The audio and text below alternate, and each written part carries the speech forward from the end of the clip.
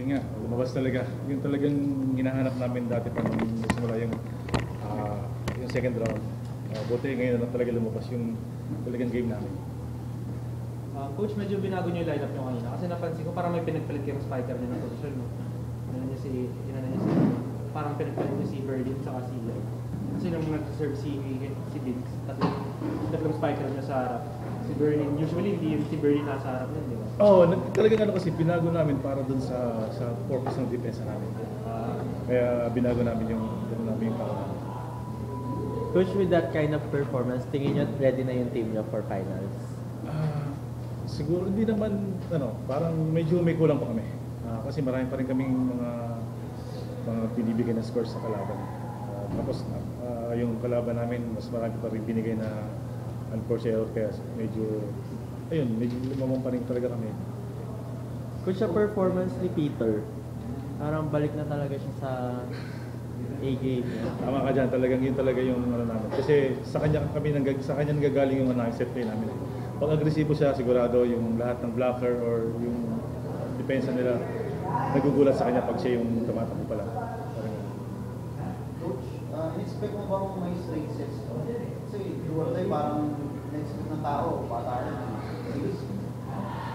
Nung nanalo kami ng first set, sabi ko sa sarili ko na kaya namin ng straight set. Kasi lumabas talaga yung dating tingin nila sa amin na parang nailang na sila sa ginagawa namin, lahat na pinapansin nila, kaya tuloy nawawala sila sa ginagawa nila, sa set play nila, even sa service nila, gumana, kaya mas nadalian na kami sa ginagawa namin. Coach, ginawa ba kayong bago? Yung parang 17, layo dito sa 37. Actually hindi naman basta nagkataon lang talaga na yung bola nila, mas nabasa namin ngayon. Tapos naka-receive kami. Important talaga yung sa amin na naka-receive kami.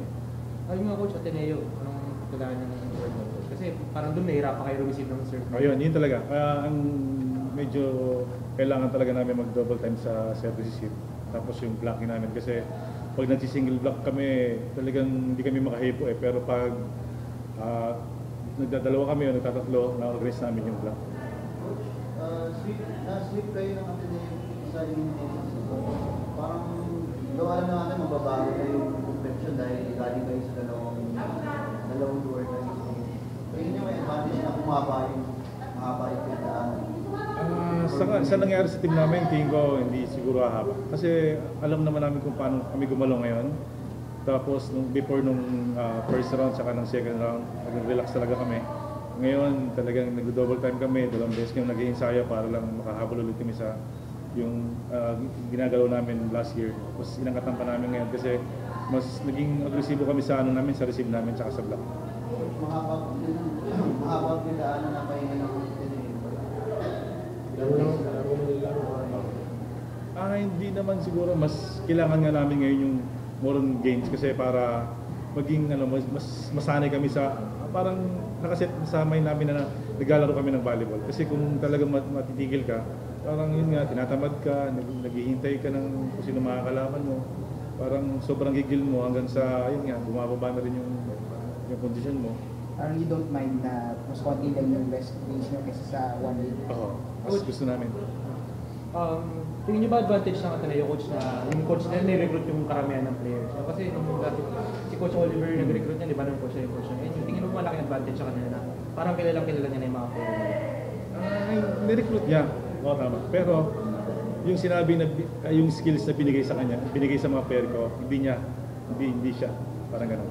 Alam mo yun, hindi pong nag-recruit siya pero yung skills talaga sa amin ang galing. Kung paano namin sila galawin, paano namin sila sumunod sa amin. Yun lang. Coach, kamusta confidence level ng team mo? Kasi parang lahat, dahil lang talunin eh.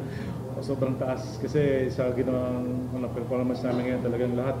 Parang hindi na kami naging problema kung nagkakamali kami or ano mangyari. Basta pag may chance kami, ginagawa namin ng paraan. Thank you. Thank you, Coach. Thank you, pasensya na. Thank you rin sa inyo.